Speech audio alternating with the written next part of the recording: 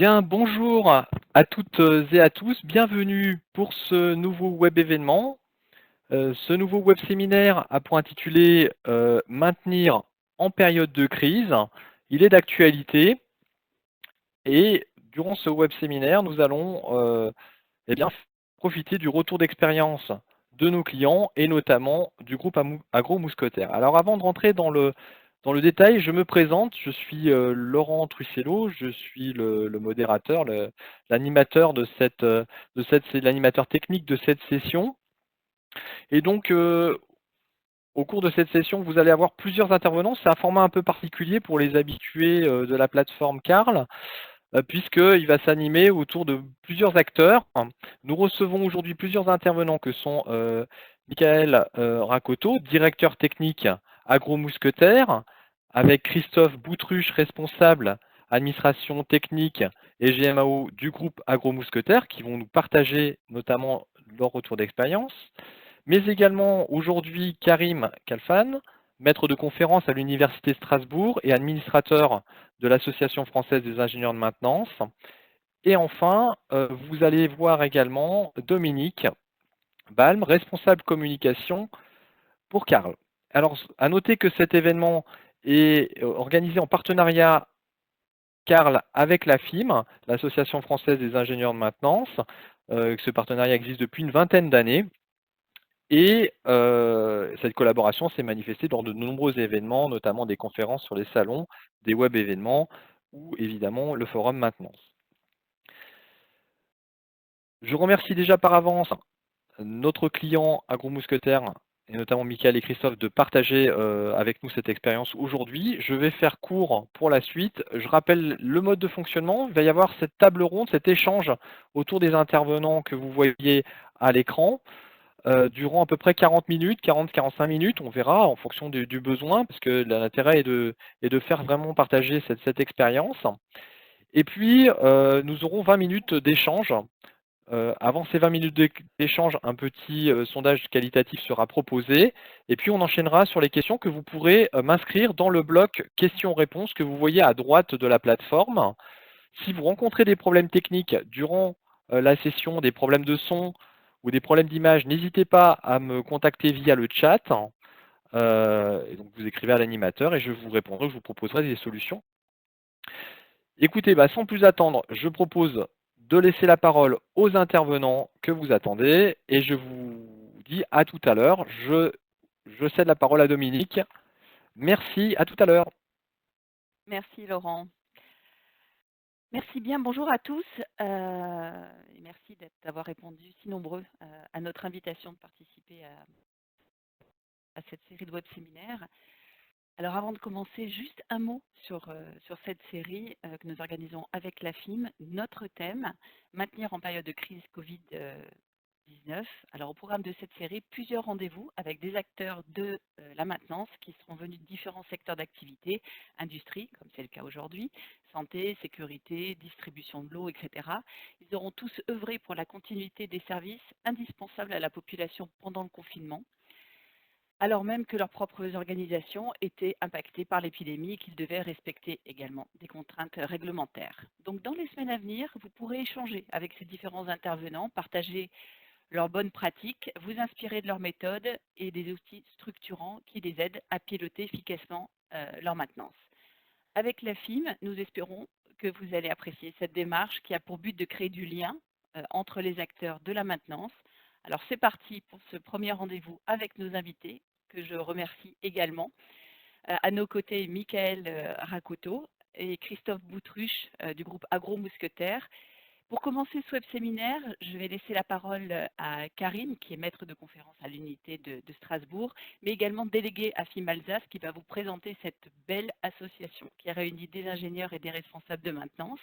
Je prendrai la suite pour vous présenter Carl Software en quelques mots, puis nous passerons au vif du sujet avec nos invités du groupe Agro Mousquetaire. Karim, c'est à toi. Merci Dominique. Bonjour à toutes et à tous. Je suis ravi de participer à ce webinaire.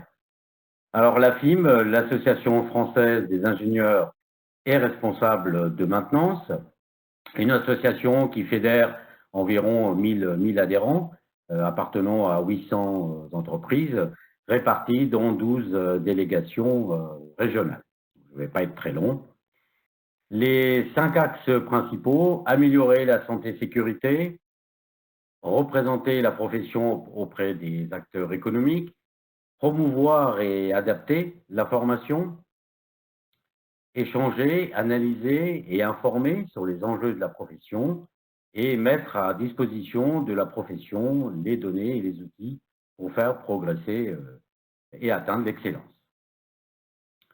Alors, la FIM est présente au niveau de la commission de normalisation, la commission AFNOR X60G, maintenance, et donc la présidence est assurée par un des membres de la FIM. La FIM participe également à la commission pédagogique nationale qui définit les programmes de l'enseignement supérieur en maintenance. Et je profite de cette tribune, puisque un certain nombre de mes étudiants et apprentis sont connectés. Je voudrais les féliciter pour leur comportement exemplaire pendant cette période.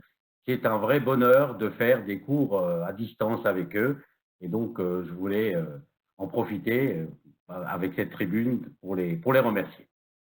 La FIM collabore également avec l'Institut national de recherche et de sécurité pour améliorer la sécurité des opérations de maintenance avec un outil développé et mis en place en partenariat avec l'APAV qui s'appelle Securafim, mais vous pourrez retrouver ces informations sur les différents sites. Donc, des délégations régionales, n'hésitez pas à prendre contact. Vous trouverez leurs coordonnées sur le site de la FIM, alors site qui est en cours de reconstruction. Donc, la FIM, c'est pour pouvoir accroître la compétitivité de vos entreprises, rester à la pointe des technologies, être acteur des grandes mutations de notre métier, peser sur les grandes décisions. Et donc, on a besoin de vous pour soutenir la FIM en devenant adhérent, bien évidemment, participer à nos différents travaux et faire connaître l'association. Donc, le site est en pleine reconstruction. Il sera opérationnel au mois de juin. Et donc, la maintenance, plus qu'un métier, une vraie passion. Et donc, je vais tout de suite repasser la parole à Dominique Ball.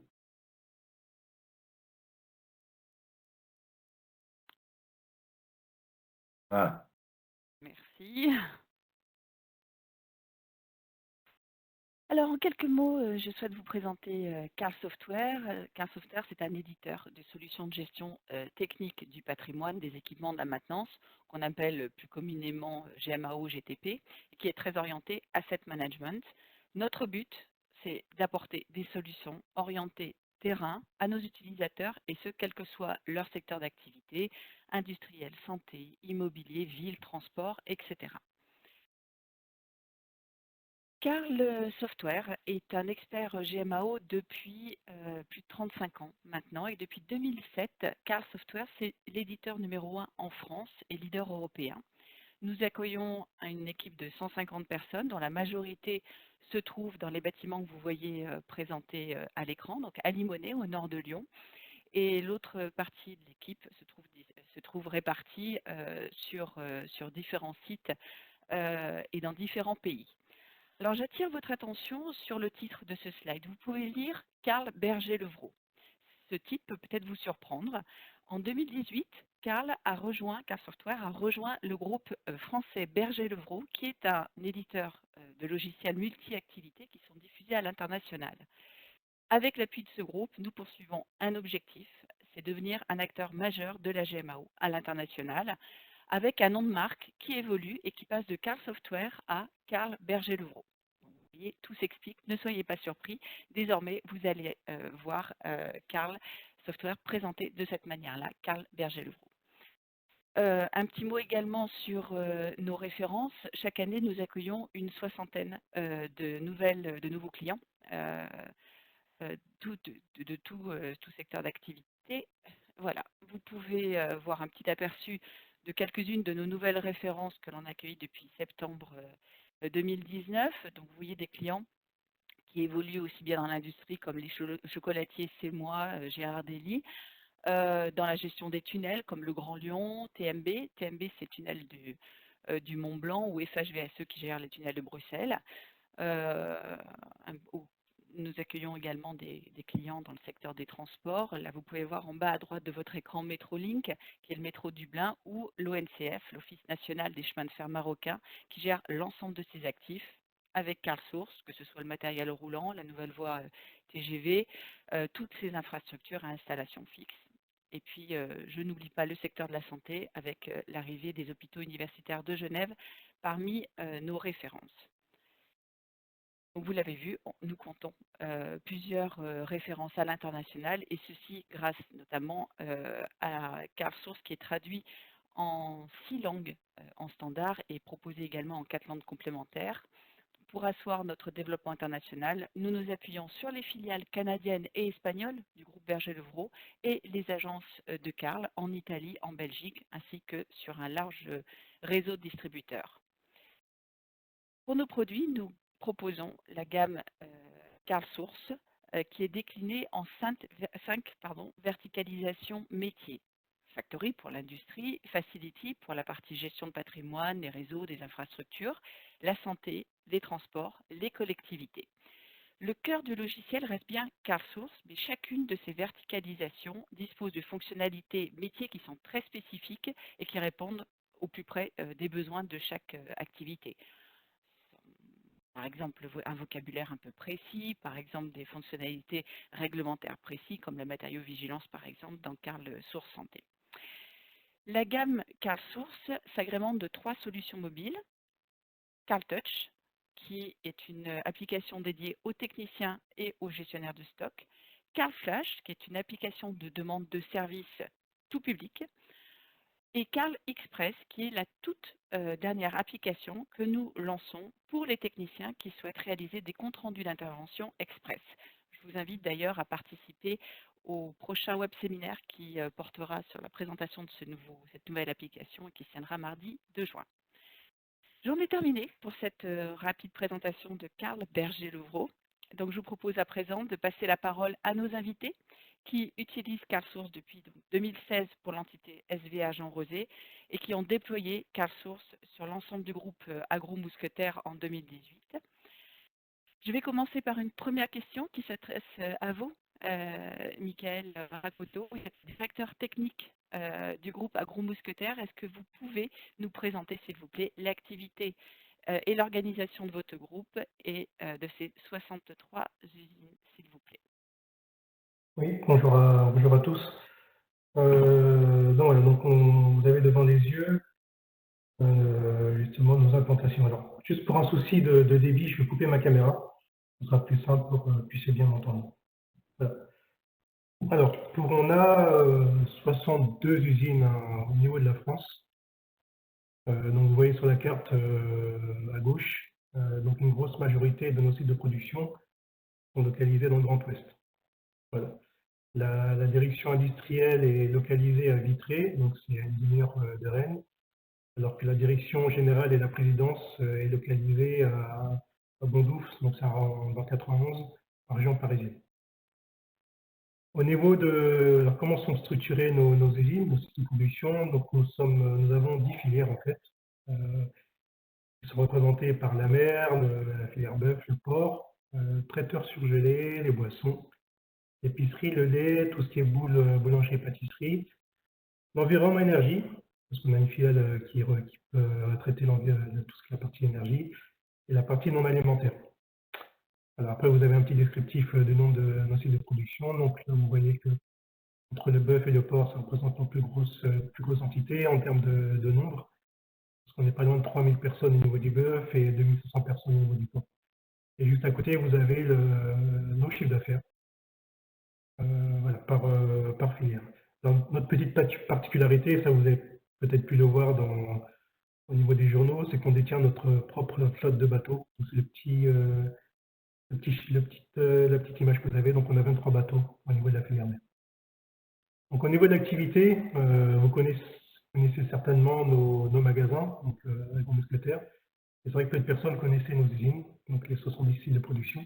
Un peu d'histoire. Donc, on a été créé en 1969. Aujourd'hui, on a 3000, un peu moins de 3600 chefs d'entreprise. Donc, c'est vrai qu'un propriétaire de magasin, c'est un chef d'entreprise. Et au global, ça représente 146 000 collaborateurs sur tout le territoire français. Donc, l'essentiel que vous connaissez peut-être et sûrement, bien sûr Intermarché, mais c'est aussi Netto, Bricomarché, EcoCash, voilà, American Car Wash aussi, et pour avoir rouge, c'est la partie restauration, c'est nos restaurants. Au niveau purement industriel, donc quelques chiffres clés. Donc, nous sommes le premier fabricant français de marques de distributeurs, de MDD, le quatrième acteur agroalimentaire français. Et au total, en 2019, on a réalisé un chiffre d'affaires de 4,13 milliards d'euros. Après d'autres chiffres clés, donc on est le premier amateur français de pêche fraîche, premier mareyeur français. Et aussi, on est le premier fabricant français de tout ce qui est hygiène bébé pour les féminines, avec notre belle usine à Cellulose de Brocéliande. Deuxième producteur de charcuterie, troisième opérateur de viande, troisième acteur de tout ce qui est partie conserverie, et puis quatrième acteur au niveau de l'embouteillage d'eau minérale. Donc voilà, quelques chiffres clés de notre industrie française. Donc on arrive à la partie, alors comment nous sommes organisés. Donc là, je dépends de mon directeur industriel et qui est sous ses ordres différents services, donc avec la partie achat, la partie achat global et achat technique, une partie logistique et supply chain, un service performance industrielle qui va optimiser nos lignes de production et puis nos usines de manière générale, ingénierie qui s'occupe de toute la partie travaux neufs, donc c'est soit construction d'usines ou soit mise en place de lignes de production. Tout ce qui est santé et sécurité, c'est un aspect qui est le premier aspect le plus important dans nos usines. On met la santé et sécurité avant tout. Et ensuite, la direction technique que je représente avec différents services que vous voyez. Donc, la partie automatisme et électrotechnique et informatique industrielle. Un autre service, coordination maintenance. Donc, coordination maintenance, c'est plutôt le moment où on aide nos usines du côté technique à être mieux organisées et optimiser les différents outils qui sont en leur possession, notamment la GMAO. Donc ensuite la GMAO, qui permet justement de centraliser tous les aspects techniques et la coordination de nos actions. Usine 4.0, donc c'est vrai qu'on doit anticiper les futurs challenges. Donc on a créé un service usine Smart Industry peut-être, comme vous avez plus entendu, usine 4.0. Ensuite l'administration technique, donc on a un pôle qui va gérer tous les documents, tous les flux d'informations au niveau technique. Et tout ça, en fait, rayonne sur les 62 usines. Et au niveau purement technique, en fait, la maintenance, ça représente un peu moins de 900 collaborateurs qui sont répartis sur les 62 sites de production. Alors, Michael, est-ce que vous pouvez nous préciser un peu l'organisation de la maintenance et qu'avez-vous mis en place pour structurer l'activité du groupe? Donc, en fait, on a revu nos organisations, on revoit nos organisations pour la rendre plus cohérente. C'est vrai, lorsque vous rentrez dans des usines, en fait, il peut y avoir différents intitulés. Donc, on a créé cette pyramide, ce qu'on appelle la pyramide des métiers, pour vraiment comprendre notre organisation et puis la structuration et comment on peut évoluer dans nos usines. Alors, ça commence par des agents de maintenance qui vont faire en fait des activités basiques de maintenance, donc c'est des réglages ou c'est du changement de format par exemple. Après, on arrive sur un autre niveau qui est représenté par les techniciens de maintenance. Donc là, on commence à toucher à des activités de maintenance qui sont plus fondamentales, qui méritent plus de technicité et plus de savoir. Ensuite, on a imaginé deux voies. C'est vrai que lorsqu'on est technicien de maintenance, soit on a l'esprit de manager, donc on peut évoluer vers le responsable d'équipe, ou soit on veut garder une grosse part technique, donc on évolue du côté expert. Voilà, donc on a imaginé ces deux voies parce qu'on ne veut pas que certaines personnes qui sont très bonnes au niveau technicien se sentent bloquées en termes d'évolution dans nos usines. Ensuite, je suis responsable d'équipe, on peut évoluer vers du responsable maintenance. Donc là, on encadre une usine avec uniquement le métier de la maintenance. Ici, par contre, on maîtrise différents métiers, donc on devient responsable technique. Donc, c'est à la fois la maintenance, ça peut être l'environnement, ça peut être les utilités. Et si après, on gagne on peut regarder dans les échelons, donc on peut devenir directeur de maintenance. Donc là, on est en charge de différentes usines avec uniquement le métier de la maintenance. Et ensuite, le stade ultime, le directeur technique, donc encadrement de plusieurs usines avec différents métiers. Voilà, donc à cette évolution, on a associé des fiches de poste bien spécifiques et c'est le langage unique qui circule maintenant dans nos usines. Donc là, vous avez vu, nous avons uniquement souligné les métiers, on va dire, opérationnels. Et bien sûr, à côté de cela, il y a tous les métiers support qui structurent une usine, notamment tout ce qui va être méthode, tout ce qui va être magasin, tous les métiers dont l'opérationnel a besoin pour pouvoir travailler correctement.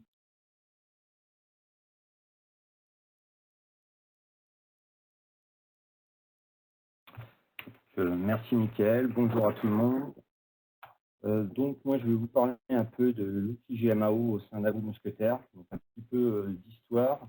Les premières GMAO mises en place au sein d'Agro-Mousquetaire dans nos usines au milieu des années 90, essentiellement pour la gestion des stocks, les achats et également un petit peu le préventif. Depuis quelques années maintenant, la GMO est utilisée pleinement au sein des unités de production. Et en 2018, on a étendu la GMAO au sein d'Agro-Mousquetaire vers une seule GMAO unique, Carle Source. Alors pourquoi Carle Source? Déjà, Carle Source répondait à nos attentes. C'est un expert de la GMAO et orienté maintenance. Alors, les objectifs d'une GMAO unique, bien sûr, réduire les coûts d'évolution de la maintenance des logiciels, des serveurs, mutualiser les stocks, parler le même langage au niveau des indicateurs de pilotage, homogénéité des méthodes de maintenance normalisées sur tous les sites, il s'agit du préventif sur l'année, ça permet de mieux planifier nos préventifs pour les fortes périodes de production, suivi de la maintenance réglementaire avec le déploiement entre autres de l'option Contrôle S. Ça nous permet aussi de suivre nos certifications, donc pour les audits IFS 9000, 14000, etc. Et également, ça nous permet de suivre les temps d'intervention pour optimiser le pilotage de notre parc d'équipement. Alors, au niveau de la GMAO, nous utilisons l'ensemble des fonctionnalités de Carle Source, à savoir le module équipement pour la gestion et le suivi de notre matériel, le module travaux, bien sûr, pour enregistrer nos interventions de type correctif, mais également notre préventif. Derrière, pour avoir une analyse correcte, on suit tous nos stocks au niveau de la GMAO. L'ensemble des achats sont réalisés au travers de la GMAO. Le module ressources qui nous permet de planifier les ressources nécessaires pour nos différentes interventions. Ensuite, on suit tous nos comptes, donc les comptes budgétaires, les centres de coûts. Le module analyse, donc ça c'est plus pour faire des indicateurs. Et après, la partie système et Carle Touch, c'est pour les administrateurs du logiciel. On utilise également le module SIG. Donc, comme vous pouvez le distinguer, nous avons voulu faire quelque chose de simple et ludique. Il faut savoir que la GMAO est utilisée par l'ensemble du personnel sur les unités de production, savoir aussi bien le personnel de la production, maintenance, mais également des services annexes et également la direction. Pour faciliter l'utilisation de la GMAO, nous avons mis en place l'accès rapide via des favoris, mais on a également des indicateurs qui apparaissent sur l'écran d'accueil. Nous déployons également la mobilité avec le Carle Touch, donc essentiellement utilisé actuellement pour les inventaires, mais le déploiement va aller vers également la maintenance préventive.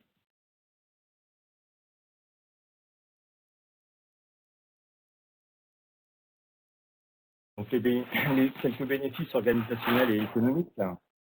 Donc bien sûr, réduction des coûts de stockage. Donc grâce à la mutualisation des stocks, nous permet de réduire fortement les stocks. Réduction du nombre de fournisseurs. On travaille énormément en collaboration avec les achats techniques pour réduire le nombre de fournisseurs. Meilleur suivi des coûts de maintenance. On enregistre tous nos comptes rendus d'intervention. optimisation globale du pilotage du parc équipement, l'obsolescence du matériel et justification du remplacement. Il faut savoir qu'en GMAO, on enregistre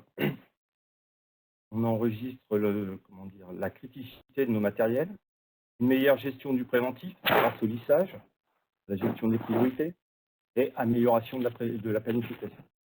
Il faut savoir aussi que Carlson s'est interfacé avec le RP SAP. Donc, on remonte l'ensemble de nos commandes et de nos réceptions dans SAP. Et SAP est maître pour la création des fournisseurs. On utilise également le logiciel et un outil décisionnel, le ClickSense. Alors, ClickSense, on a mis en place ce ClickSense pour automatiser nos indicateurs et avoir des indicateurs beaucoup plus dynamiques. Il faut savoir que lorsqu'on enregistre l'ensemble de nos interventions ou le suivi de notre gestion de stock, on utilise l'ensemble des modules qui nous permet de sortir différents indicateurs. Alors, on peut avoir des indicateurs, bien sûr, qui sont issus de Carl, avec Burst, mais on utilise également, nous, le logiciel ClickSense. Derrière, on a une utilisation beaucoup plus dynamique. Là, vous avez 4 petits exemples d'indicateurs. On suit notre stock dormant avec le surstock et les stocks tournants. On a une approche aussi sur le suivi de l'activité maintenance, donc correctif, préventif et autres activités. On peut voir aussi le taux d'enregistrement des techniciens en GMAO. Et je vous ai mis aussi le top 10 des équipements. Donc l'ensemble de ces indicateurs sont accessibles par les responsables maintenance et également les directeurs des unités de production.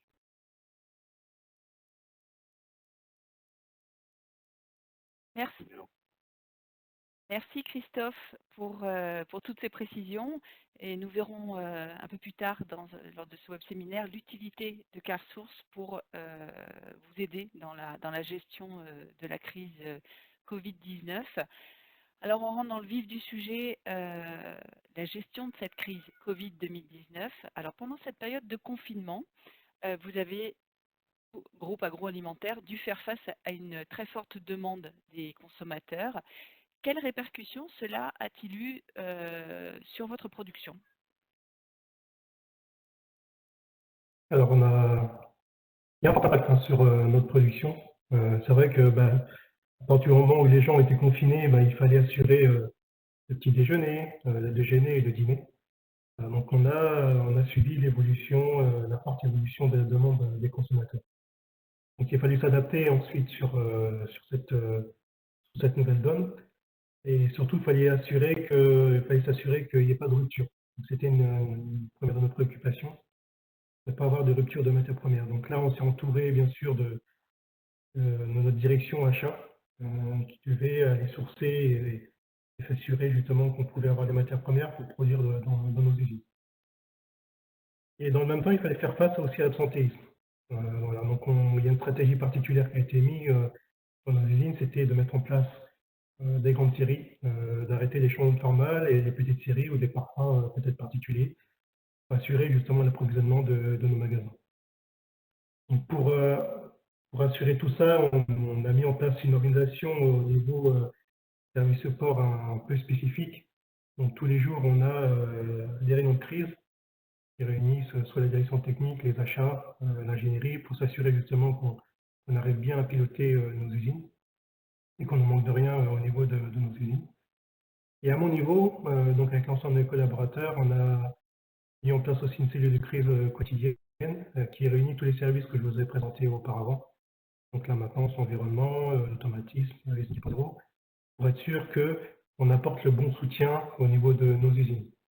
Donc on fait un point, donc chacun est responsable de son domaine bien sûr, mais au niveau de la coordination de maintenance, ces personnes devaient être en contact avec toutes les usines tous les jours pour s'assurer qu'on n'a pas de pièces, qu'on a les bonnes fournitures, pour être sûr qu'on arrive à fonctionner normalement. Donc c'est vraiment cette coordination qui était essentielle pour piloter nos usines au niveau technique, au niveau maintenance. Alors, justement, Michael, c'était la question que j'allais poser. Comment vous structurez les équipes en maintenance, et puis avec le confinement, quelles ont été les relations avec la production? Alors, quelques chiffres pour qu'on se rende bien compte de l'impact de cette crise sur nos équipes. De manière assez surprenante, on n'avait pas beaucoup d'absentéisme au niveau de la maintenance. Donc, c'est vrai que ce qu'on peut voir dans l'actualité ou dans nos usines, on peut avoir des taux d'absence au niveau de la pollution à 2 chiffres. Et finalement, au niveau de la maintenance, on avait entre 3 et 5% d'absentéisme. Et principalement, c'était pour la garde d'enfants. Voilà, donc on a pu travailler, on va dire, normalement. Donc c'est pour ça qu'il n'y a pas eu de changement fondamental au niveau de nos équipes, on va dire purement opérationnelles, donc au niveau des techniciens. L'aménagement particulier qu'on a fait, c'était au niveau de l'encadrement. En fait, on a fait des roulements pour être sûr que justement un chef d'équipe ne croise pas forcément un responsable maintenance, pour être sûr qu'il n'y a pas de contamination, si contamination il y a, et qu'on a pu s'assurer cet encadrement au niveau de nos techniciens. Donc c'est pour ça, il n'y a pas de changement au niveau de nos techniciens, et puis après on a fait des roulements au niveau de notre encadrement. Après, au niveau de nos usines, comme on est beaucoup, c'est-à-dire une grosse majorité de nos usines sont dans l'agroalimentaire, il n'y a pas eu de changement spécifique. Toutes les mesures barrières que vous voyez aux actualités, donc c'est à la fois les masques, les charlottes, les gants, le gel hydroalcoolique, tout ça on l'avait déjà dans nos usines agroalimentaires. Donc les usines, on va dire, hors alimentaire qui ne l'avaient pas, donc on l'a installé. Et encore, elles avaient déjà tout ce qui était charlotte, elles l'avaient déjà, les gants aussi. Donc on a peut-être rajouté les masques et puis tout ce qui était gel hydroalcoolique. On a fait attention aussi à tout ce qui était distanciation physique au niveau de nos usines, pour être sûr qu'on était à 1 mètre, 1 mètre 50 et sur certains postes de production.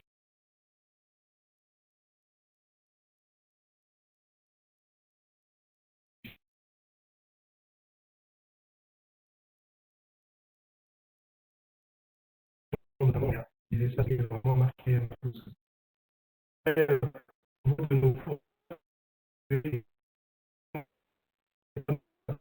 mis en place et respect de ces travailler confortablement et avec la sécurité dans nos usines. Voilà, donc il n'y a pas eu de grands changements, on était déjà, je ne vais pas dire à la pointe, mais on avait déjà respecté déjà tous ces principes justement de sécurité, notamment à cause de notre grande partie d'action dans l'agroalimentaire.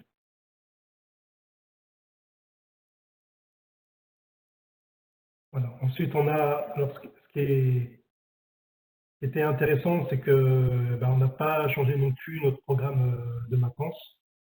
Donc on a continué à faire nos plans de maintenance, donc maintenance préventif, avec justement le point qui était important, c'est la maintenance de complaisance. C'est vrai que lorsqu'on fait la technique, bien sûr il y a une grosse partie technique, mais il ne faut pas oublier le côté humain.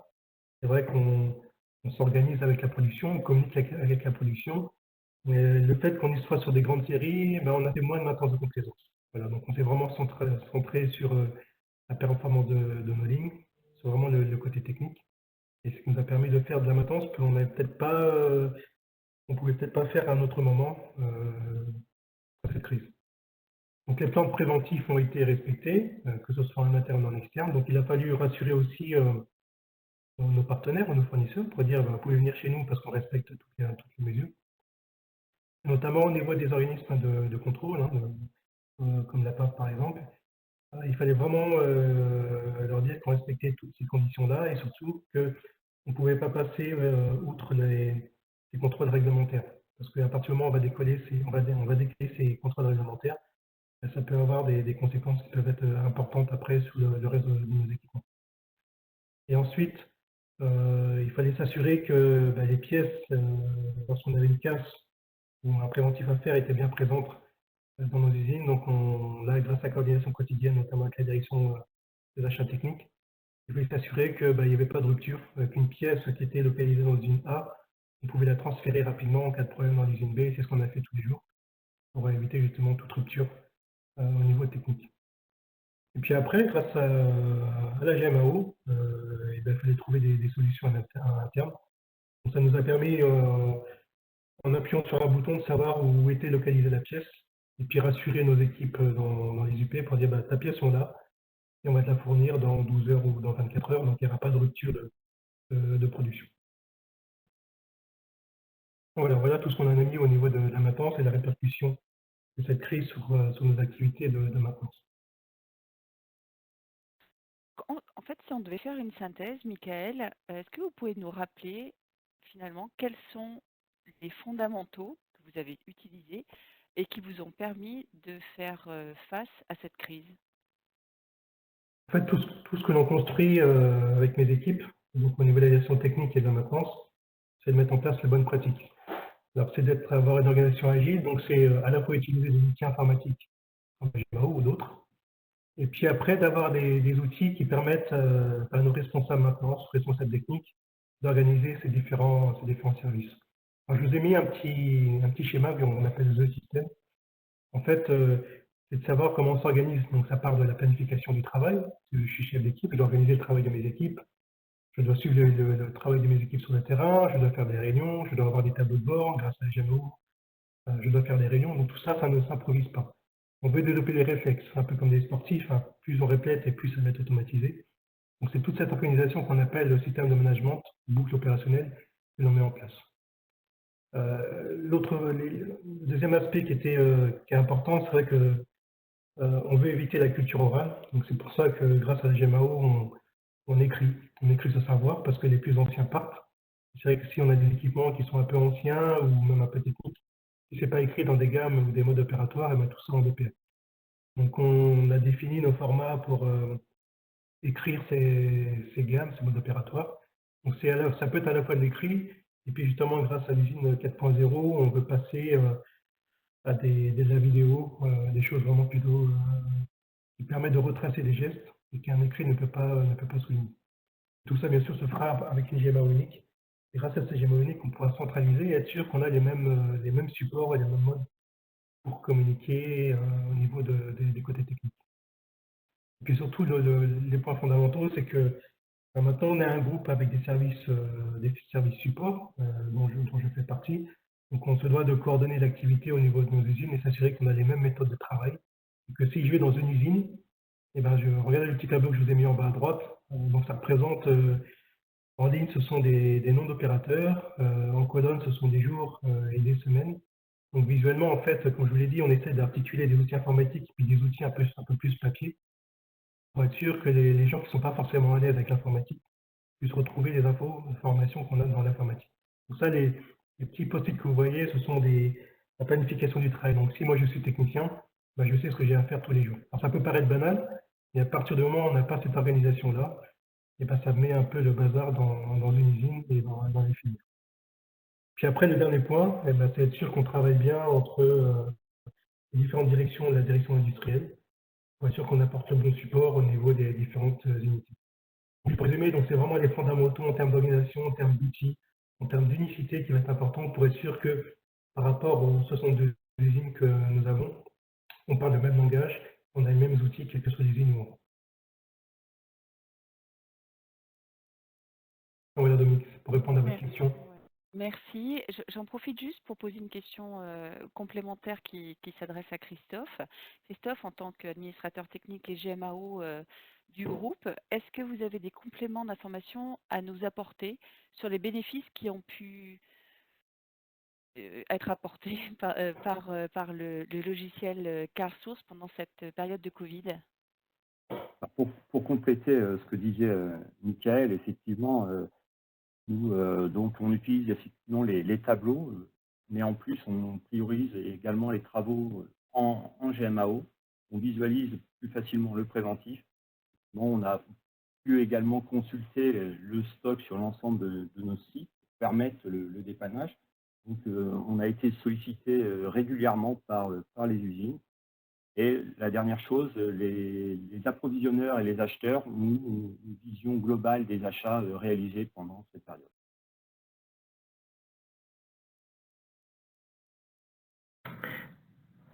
Alors, j'ai une question dans ce qui va arriver bientôt. Alors, je pense que c'est peut-être Michael qui va pouvoir répondre. Eh bien, quelles mesures avez-vous adoptées pour préparer le déconfinement de vos équipes maintenance?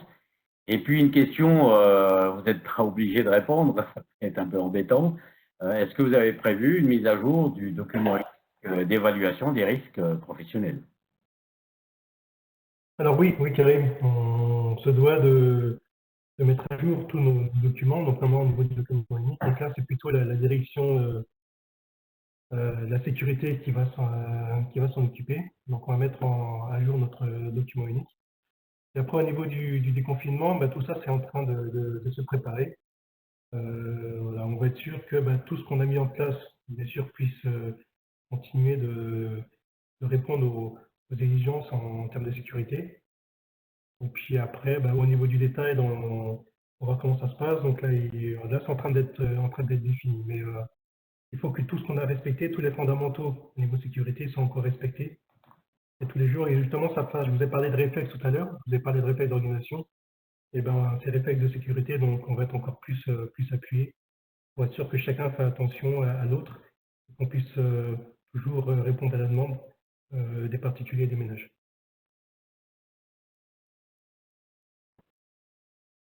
T'entends pas, Karim? Oui, donc une dernière question. Comment est-ce que vous avez géré les stagiaires et les apprentis, hein? Alors, je pose la question puisqu'il y a les apprentis qui suivent. C'est une grande question, hein. On est en train de se poser la question au niveau de l'université pour les stagiaires. Comment est-ce que vous envisagez ça? Eh ben, il y a pas de changement, Karim. Les apprentis, les stagiaires, les alternants eh ben, font partie de l'équipe. Donc, bah, si à partir du moment où on respecte et on garantit leur sécurité, eh ben, ils continuent à travailler chez nous. C'est vrai que c'est une belle question parce que on se dit, tiens, ces jeunes-là, est-ce qu'on continue à les faire venir dans l'usine? C'est une ressource très riche et nous, on investit beaucoup dans les jeunes. On se donne un objectif d'alternance de stagiaires à 2 chiffres chaque année. Donc, on sait que ce sont les ressources de demain, donc on se doit les former, puis on a besoin d'eux. On a besoin des jeunes pour nous apporter une nouvelle vision, pour nous challenger, pour pouvoir continuer à progresser au niveau de notre maintenance. Si c'est à nous d'être attractifs, donc de proposer des belles technologies. Donc, les gens qui veulent faire un peu d'automatisme ou d'informatique industrielle, ben, ça, on est capable de le présenter. Voilà, donc ils font partie de l'équipe et ils sont avec nous, ils sont dans les usines avec nous. Merci pour ces précisions. Et une dernière question pour clôturer le sujet. Quels enseignements est-ce que vous tirez de cette période de Covid-19 pour votre organisation et quelles démarches d'amélioration est-ce que vous pourriez mettre en place post-Covid-19? Donc en fait, dans cette crise, certains pouvaient avoir des craintes. Alors moi, je suis de nature optimiste, hein. Mais à partir du moment où on a les fondamentaux qui sont en place, on s'est entraîné comme un sportif hein, qui a ses gammes d'entraînement. Donc nous, c'est ce qu'on fait dans nos usines. Voilà, donc ça c'est en place. Et puis surtout, on se pose toujours la question pourquoi j'intègre telle entreprise, tel groupe. Ben moi, pour moi personnellement, et puis pour mes équipes, ça donnait encore plus de sens. Là, on a vraiment c'est pas l'impression, mais on participe vraiment à l'effort de la nation pour nourrir justement les foyers. Donc ça, voilà, ça conforte nos choix, donc à la fois nos choix techniques, nos choix de filière, pourquoi cette industrie, pourquoi ce groupe. Et puis ça valide nos schémas organisationnels, les outils qu'on a mis en place. Donc à partir du moment où un schéma n'est pas solide, eh ben, il est exposé en plein vol. Alors que là, les usines ont bien fonctionné, alors certes avec un peu d'absentéisme, et voilà, donc on n'a pas eu de choc, on n'a pas eu de crise, on a pu les gérer, et justement, ça nous conforte dans la voie que l'on donne aujourd'hui par rapport à nos outils, par rapport à nos pratiques, par rapport aux choix techniques, par rapport à l'intégration des jeunes et des moins jeunes dans nos usines. Alors voilà, donc on est conforté et rassuré aussi de différents choix que l'on fait dans notre groupement. Et puis surtout, comme je l'ai dit dans la dernière phrase, ben, on a pu traverser sans dégâts cette crise, mais tout ça n'est pas dû au hasard, c'est de l'entraînement. C'est un peu comme une performance, hein. On ne devient pas champion du monde devant une seule course. Il y a tout le travail que l'on fait avec les équipes au niveau de la structure support et puis au niveau des usines. Et tous les liens de confiance qu'on crée avec toutes ces personnes. Voilà, Dominique. Écoutez, merci infiniment. Je vous propose de laisser la parole aux participants qui souhaitent dialoguer avec vous. Laurent, si tu veux bien reprendre la main pour poser des questions des participants à nos intervenants. Oui, merci à tous les quatre déjà pour cet enchaînement et puis bah, ce retour d'expérience qui nous en apprend beaucoup et qui, j'espère, permettra d'alimenter d'autres échanges. Alors, comme je l'annonçais en début de présentation et d'organisation, j'ai ouvert un sondage. Je vous invite à y participer en parallèle de la session des questions-réponses. Et pour gagner du temps, il nous reste à peu près un quart d'heure. Les questions commencent à arriver, j'en ai déjà un certain nombre pour nos interlocuteurs que je vais commencer à attaquer tout de suite. Donc, pas de temps mort pour nos intervenants. On est parti. Alors, je vais commencer par une question un peu d'ordre général, peut-être plutôt adressée, orientée sur un gros mousquetaire, donc plutôt à Michael. Quelle répartition plus précise au niveau des effectifs des usines par rapport à l'effectif de maintenance? Et quelle est la stratégie aussi de gestion des interventions? Voilà, il y a une double question, mais plus précisément, comment vous avez présenté les effectifs globaux par filière, mais ça représente quoi comme effectif maintenance par usine? Voilà, c'est quoi la taille des équipes? Et peut-être redonner quelques précisions sur votre stratégie autour de la gestion des interventions. Alors, les équipes, la dimension, la taille des équipes dépend des usines. Si vous prenez l'usine qui est SVA Vitré, donc on a plusieurs milliers de personnes, et que vous prenez notre petite usine, eh ben, on est à quelques dizaines. Donc, on a toutes les tailles en fait dans la structure. Et après, de manière générale, la dimension, c'est les équipes maintenance technique, c'est à peu près 10% des effectifs. Donc voilà pour la première partie de la question. Deuxième partie de la question, donc la stratégie au niveau de nos interventions, donc il fallait partir du plan de maintenance et puis savoir ce qu'on avait à faire et comment on devait le faire. Donc tout à l'heure, je vous ai parlé de maintenance de complaisance qu'on ne faisait plus ou moins, on va dire. Donc ça nous a permis de s'assurer que par rapport au plan de maintenance, on réalisait l'ensemble d'interventions et être sûr qu'on le faisait à 100%. Donc on a choisi les plus importantes, celles qui étaient vraiment fondamentales pour soit des contrôles élémentaires ou par rapport au fonctionnement d'une usine. Donc on a choisi avec les responsables techniques et maintenance, c'est de faire un choix, parce qu'on ne pouvait pas tout faire non plus par rapport à ces points techniques. Merci. Alors, il y a pas mal de questions qui commencent à arriver. Du coup, peut-être on va essayer de faire des réponses concises pour pouvoir en traiter le maximum. Alors, vous avez évoqué l'utilisation de la GMAO, la comptabilité des nombres d'interventions. Est-ce qu'il y a une évolution entre le nombre d'interventions qui étaient traitées et quel volume cela représente-t-il avant la période que nous connaissons? Et puis pendant cette période de crise, voilà, est-ce qu'il y a un volume d'activité globalement qui baisse? Dans quelle proportion? Est-ce que vous pouvez nous donner quelques informations? C'est laisser Christophe répondre. Christophe? Donc au niveau du volume des interventions, non, on n'a pas eu une baisse significative. Pendant cette période, notre plus grosse difficulté a été quand même l'approvisionnement des pièces, puisque certains fournisseurs, surtout avec les transporteurs, on avait des soucis de livraison.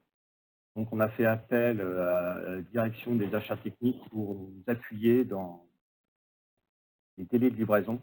Au niveau de l'activité maintenance, non, on n'a pas eu forcément une baisse significative du nombre d'interventions. Merci.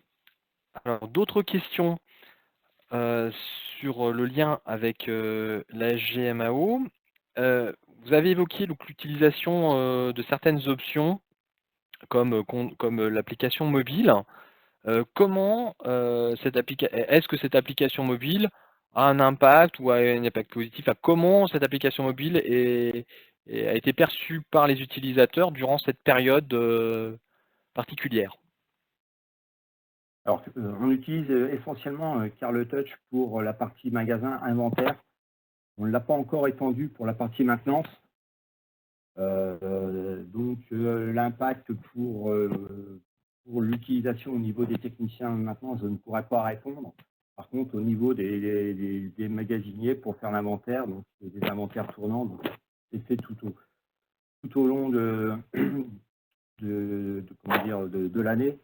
Là, l'impact, voilà, c'est un outil en plus qui est utilisé pour faciliter les inventaires. On va continuer le déploiement de Carle Touch dans les mois qui vont venir au niveau maintenance. Pour l'instant, on n'a pas encore mis en place. Donc, juste une précision. Notre ambition, c'est qu'il y ait du zéro papier. Donc, c'est vrai que ce qui peut être embêtant pour un technicien ou un responsable maintenance et technique, c'est la partie papier. Donc, on veut que ça se fasse à la voix, que ça se fasse plus rapidement que la partie papier. Merci. Alors, des questions, vous avez évoqué la mise en place d'une critérisation, une gestion de la criticité sur vos équipements. Et comment cette qualification ou cette approche, est-ce qu'elle a eu un impact aujourd'hui sur votre organisation pour mieux gérer, pour atténuer par exemple la maintenance dite de complaisance? Enfin, comment cette information joue sur la priorisation des actions et est-ce que ça a eu un impact positif d'avoir cette critérisation durant cette période? Alors, pour nous, ça fait partie des outils fondamentaux, hein, pour ce qui est la criticité de nos équipements. Donc, on a des outils méthodiques qui nous permettent de savoir ce qui est critique dans nos usines. Donc, à la fois en termes d'action de maintenance et surtout en termes de pièces. Donc là, encore de manière fondamentale, il y a peu de grands changements parce que grâce à la criticité, on définit ce qui est prioritaire dans nos usines et puis on a fait ce qui était défini par rapport à la criticité. Donc, ça suit son cours en fait. Il n'y a pas eu de bouleversement total par rapport à nos obligations et à nos priorités. Donc, on suit ce qu'on a défini tous ensemble, la solution, pour définir ce qui est prioritaire.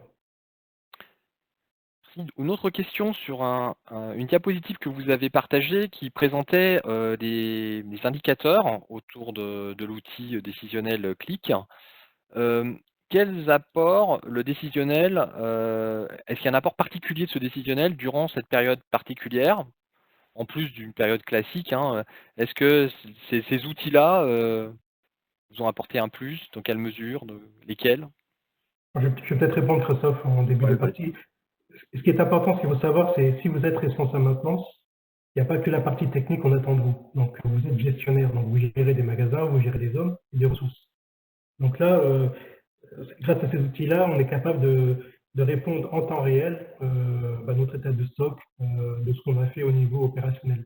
Donc, ça nous permet d'être plus réactifs et d'avoir en temps réel, de savoir en temps réel ce qui se passe sur le terrain et dans nos magasins.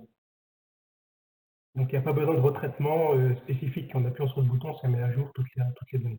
Donc, on a gagné en temps et puis surtout en efficacité. Merci. Quelle est la part de la sous-traitance? C'est vrai qu'on a parlé beaucoup des équipes collaborateurs, des techniciens associés présents de l'usine. Quelle est la part de la sous-traitance de vos activités de maintenance et du coup, quelle a été l'incidence du confinement sur ce type de maintenance? Christophe, tu réponds? Je n'ai pas fait d'analyse particulière sur l'impact. On fera l'analyse a posteriori.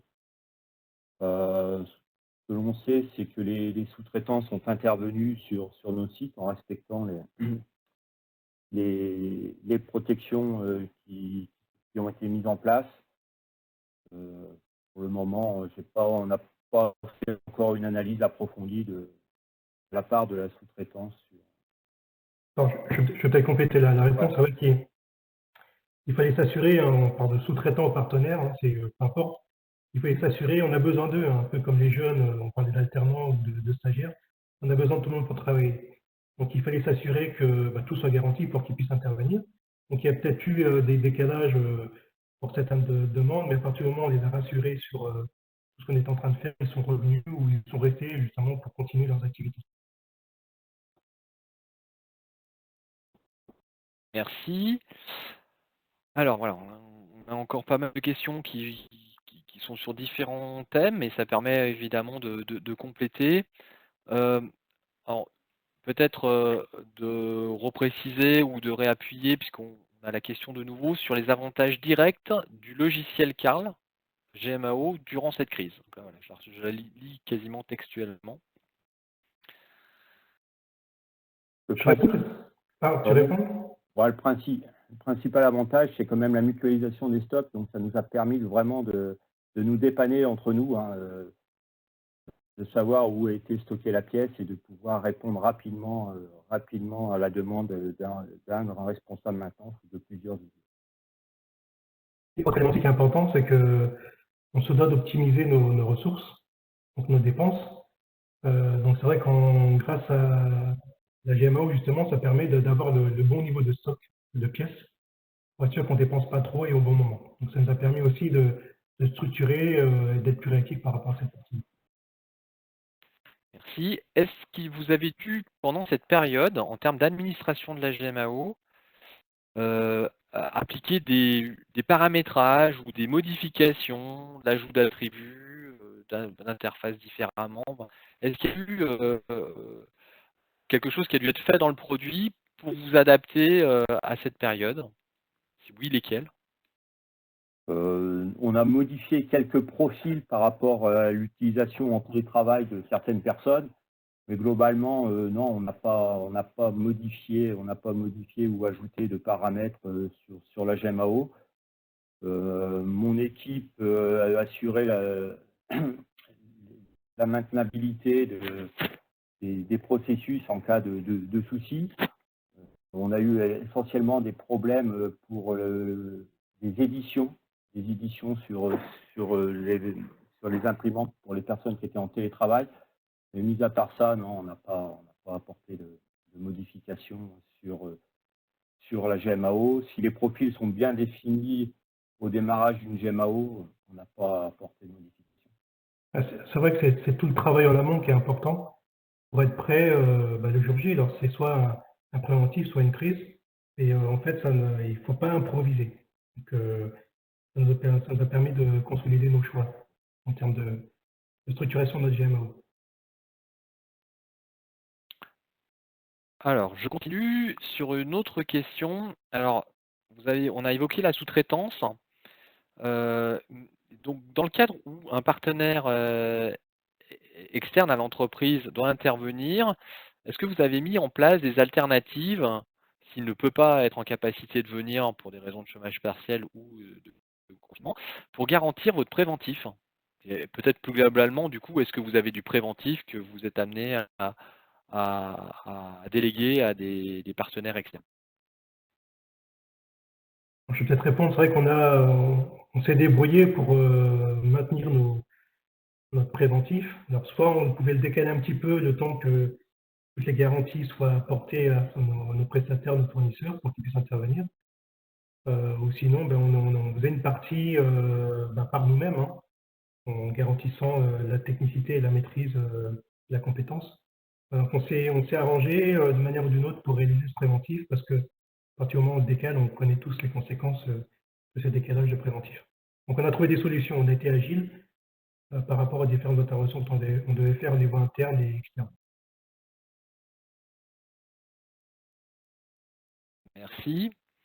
Alors, d'autres questions? Alors, sur les coûts, cette fois, est-ce que vous avez une idée, à ce stade, du surcoût de la gestion de la crise orienté sur le point de vue technique? Et est-ce que la GMAO est une aide pour essayer de répondre à cette question? Donc les analyses se feront après coup, parce que là, avec toutes les équipes sont bien occupées pour répondre aux différentes demandes. Après, sur l'utilité GMAO, bien sûr, la GMAO est fondamentale, parce qu'on enregistre toutes nos interventions en termes d'heures, des pièces qui sont changées, la structure analytique qui va être faite sera tirée de la GMAO. Donc on a absolument besoin de cet outil-là qui nous permet d'aller vite dans les études. Donc ça sera fait après coup. À partir du moment où on aura passé sous le déconfinement, là on pourra faire ce type d'analyse. De toute façon, elles nous seront demandées par notre contrôle de gestion, notre direction industrielle et financière.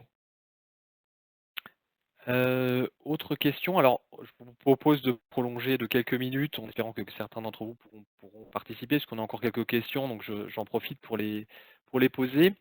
Avez-vous dû adapter vos modes opératoires d'intervention pour satisfaire notamment aux consignes de sécurité, distanciation, coactivité? Est-ce qu'il y a eu des modifications dans les gammes opératoires, dans les conditions de sécurité associées aux interventions? Voilà, est-ce qu'il y a eu des modifications à ce niveau-là? Christophe, tu réponds? À partir du moment où une gamme de maintenance est bien décrite, il n'y a pas de raison de la modifier. Alors, mis à part, effectivement, avec le Covid, le respect du masque, des charlottes, donc ça paraît déjà dans certaines de nos gammes. Après, comme le disait Mickaël, quand la sous-traitance ou les prestataires extérieurs intervenaient, il y avait un protocole de Covid. Non, on ne les a pas modifiés directement dans un GMAO, ça a été plus des consignes et puis respect des interventions. Ouais, tous ces fondamentaux sont déjà présents dans nos gammes. Toute la partie préparation, sécurité est déjà intégrée dans nos gammes, donc il n'y a pas eu de changement à faire. Merci. Alors, sur la formation des techniciens, est-ce que durant cette période particulière, vous avez évoqué que vous aviez beaucoup de personnes, des jeunes, des apprentis, peut-être des recrutements. Comment est-ce que vous vous y êtes pris? Est-ce qu'il y a eu des besoins en formation, en accompagnement et comment vous avez fonctionné? Est-ce que les outils que vous avez pu utiliser pour faire cette formation en mode distance?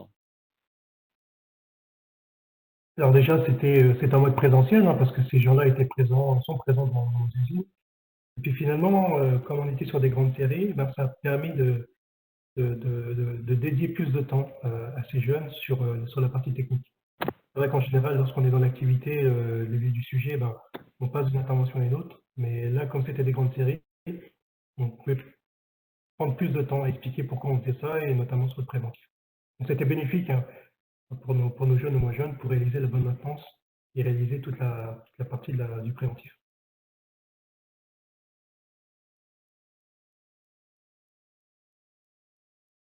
Laurent? Ah, Je crois qu'on a perdu Laurent. oui.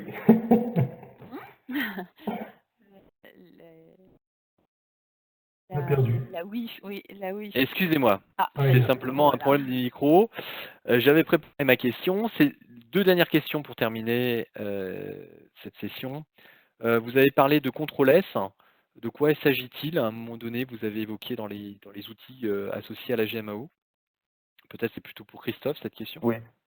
Alors, Control S, donc on a pris l'option Control S depuis le début de l'année, donc on est en train de le mettre en place. Ça va permettre d'être interfacé avec les organismes de contrôle réglementaire, type APAV, le Bureau Veritas, etc., pour avoir le suivi de l'ensemble de nos remarques réglementaires au sein de la GMAO. Ce qu'il faut vraiment avoir en tête, hein, c'est que au cœur de nos organisations, c'est le responsable maintenance qui doit piloter tout ça. Donc il faut vraiment qu'il ait toute l'information traitée rapidement. Donc si au niveau des contrôles réglementaires, ça lui vient sous mode papier ou fichier Excel et qu'il doit tout retraiter et remettre dans le GMAO, c'est pas possible. Voilà, donc on a décidé de prendre Contrôle S pour que tout soit glissé et qu'on ait un suivi après sous forme de tableau de bord. Merci. Une question vraiment, pareil sur le retour d'expérience sur les outils.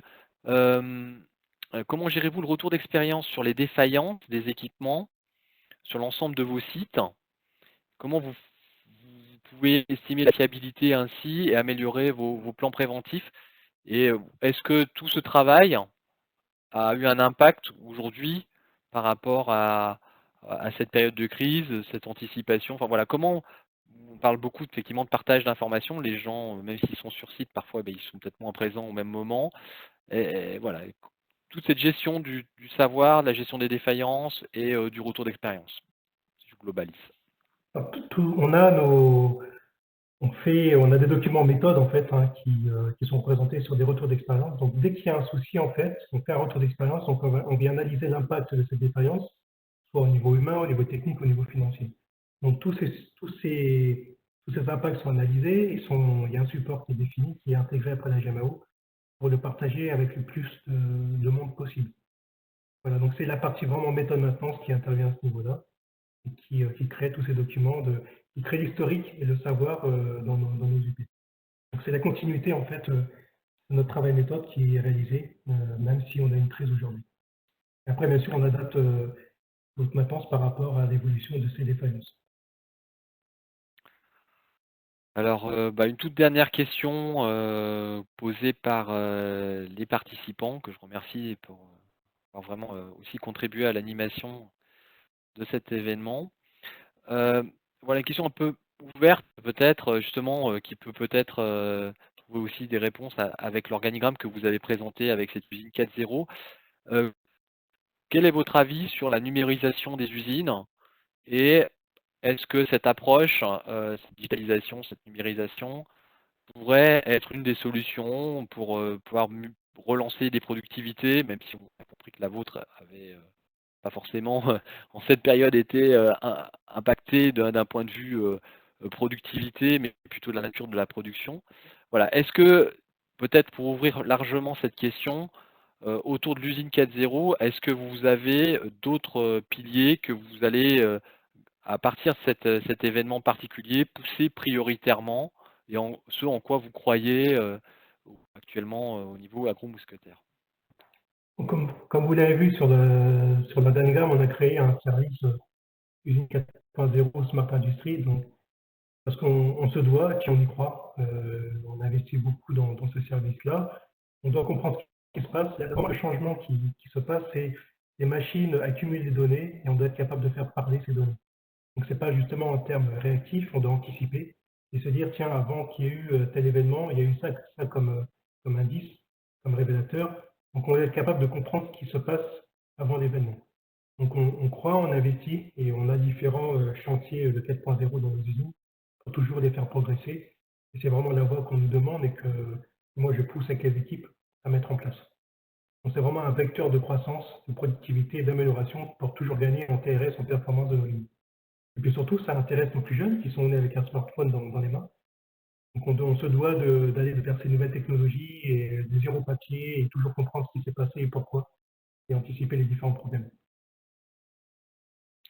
Eh bien, moi, je tiens déjà à remercier tous nos intervenants, Michael, Christophe, pour ce retour d'expérience concret autour de l'impact dans les usines agro-mousquetaires, Karim et Dominique pour l'animation, les questions et les précisions.